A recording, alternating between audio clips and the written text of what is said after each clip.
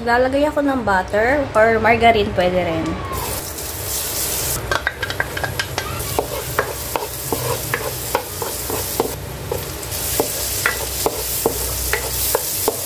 Yan, lagay na natin yung manok.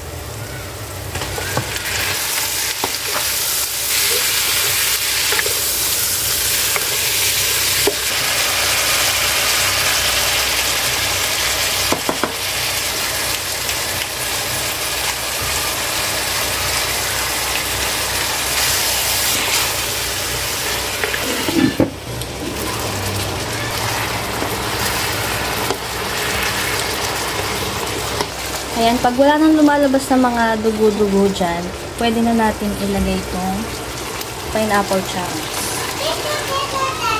Kasama yung syrup, ha.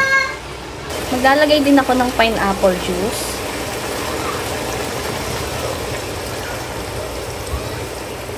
Ayan, hindi ko nilahat to. Siguro kalahati lang yung nalagay ko. Mag-a-add ako ng konting tubig. Kalimutan ko. Maglalagay na nga pala ako ng chicken cube. Yan. Para habang kumukulo na siya dyan, lumasa na siya.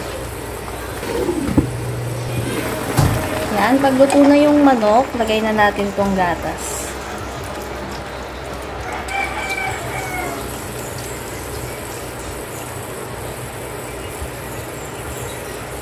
Lagay na rin natin tong carrots at patatas. Tsaka yung bell pepper.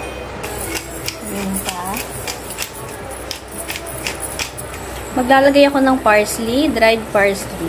Optional lang to ha kung mayroon kayo nito.